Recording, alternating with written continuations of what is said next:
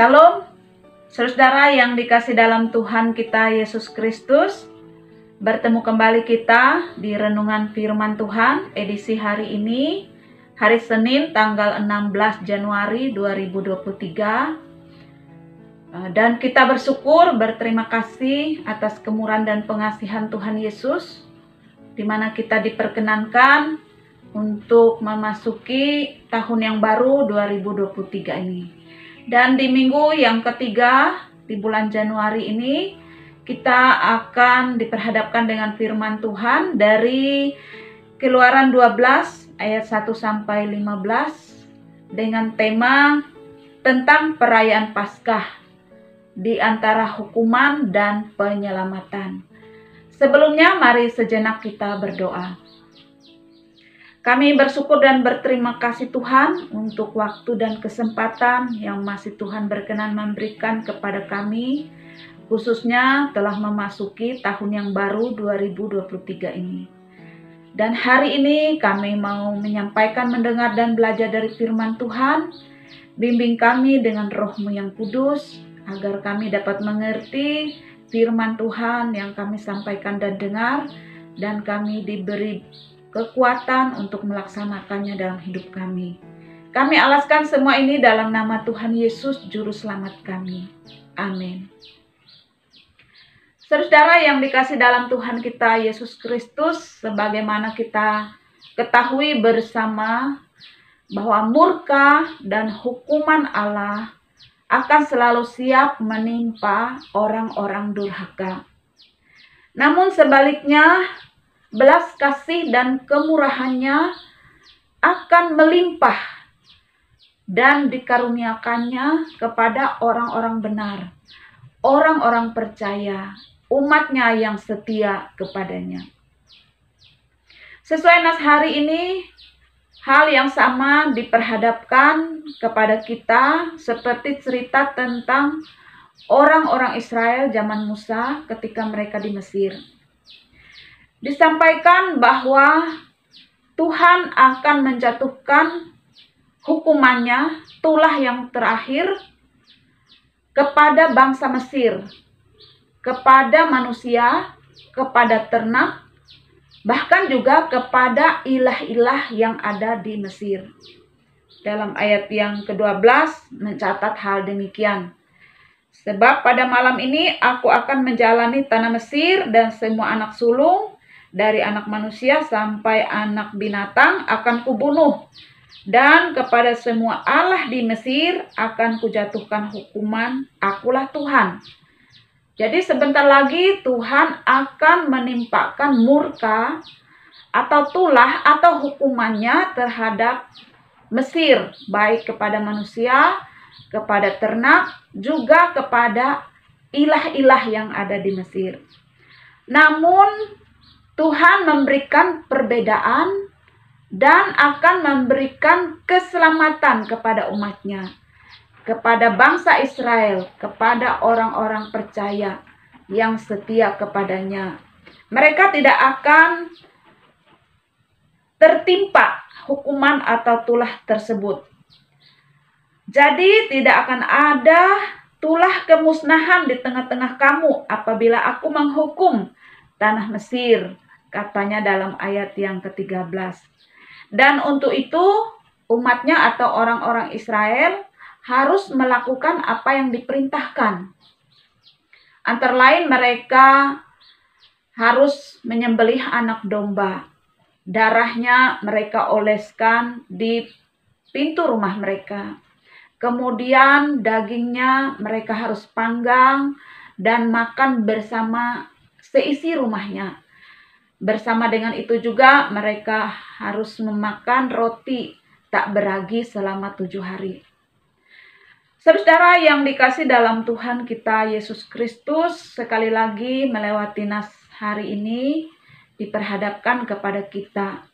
Yang pertama adalah tentang murka dan hukuman Allah yang selalu siap dan pasti menimpa orang-orang durhaka, orang-orang berdosa, orang-orang yang selalu melakukan kefasikan dan kejahatan di dalam kehidupan mereka. Namun bersama dengan itu, firman Tuhan juga menyampaikan kepada kita bahwa belas kasih dan kemurahan Allah akan selalu dilimpahkannya bagi umatnya. Tetapi untuk itu umatnya pun harus menjawab dengan bagaimana mereka melakukan segala sesuatu sesuai dengan perintah-perintahnya. Kalau dalam peristiwa Paskah pertama di Mesir, jelas perintahnya disampaikan, antara lain bagaimana orang Israel mengorbankan anak domba, mengoles darahnya di pintu rumah mereka, dan seterusnya. Saudara, di perjanjian yang baru, firman Tuhan dengan jelas juga disampaikan kepada orang-orang percaya bahwa Yesus Kristus adalah anak domba yang telah disembelih dan darahnya tercurah. Dan siapapun yang percaya kepadanya menerima tanda darah yang tercurah tersebut akan mendapat keselamatan kekal. Yohanes Pembaptis pernah berkata, "Lihatlah anak domba Allah yang menghapus dosa dunia." Dalam Yohanes 1 ayat 29 ayat 36. Yesus adalah anak domba Allah, anak domba Paskah yang telah disembelih dan darahnya telah tercurah. Dan siapapun yang menerima dan percaya sudah mendapat tanda darah itu. Dan siapapun yang telah memakai tanda darah Kristus sebagai anak domba Paskah, mereka akan menjadi umat di mana murka dan hukuman Allah tidak lagi akan menimpa mereka, melainkan murka dan hukuman itu akan melewati mereka. Mereka telah menjadi bagian yang sudah ditandai untuk menerima keselamatan.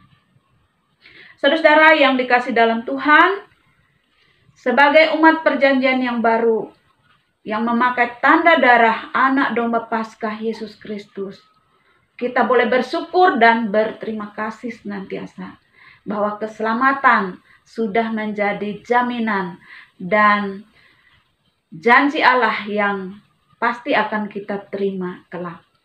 Untuk itu, sebagai umatnya pula, kita tetap dituntut bagaimana menjalani kehidupan kita sesuai dengan perintah-perintahnya, hukum-hukumnya, firman-Nya, ketetapan peraturan-peraturannya. Karena dengan demikian itu menjadi penegasan bahwa kita adalah umat yang dikenan dan akan menerima kasih karunia kelimpahan keselamatan yang dijanjikannya. Ini firman Tuhan untuk kita hari ini. Semoga kita diberi bimbingan oleh Roh Kudus untuk bisa mengimani dan dengan setia untuk mengiring Tuhan Yesus sampai akhir dalam setiap tantangan, pergumulan, suka duka yang kita akan jalani. Tuhan Yesus kiranya memberkati kita sekalian. Amin. Mari kita berdoa. Terima kasih Tuhan untuk firman-Mu yang telah kami sampaikan dan dengar saat ini. Kiranya Roh Kudus memberi kami hikmat pengertian untuk dapat memahami, menerima, mengerti firman Tuhan dan memberlakukan dalam hidup kami. Kami bersyukur bahwa kami telah ditebus oleh pengorbanan anak domba Paskah, yaitu Yesus Kristus Juru Selamat kami. Dan kami telah menerima tanda darah untuk keselamatan kekal. Terima kasih Tuhan.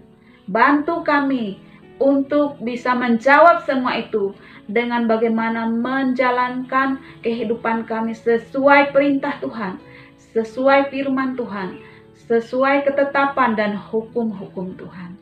Terima kasih Tuhan, biarlah firman Tuhan boleh membimbing kami kepada keselamatan oleh iman dalam nama Tuhan Yesus Kristus. Amin. Demikian firman Tuhan untuk kita hari ini.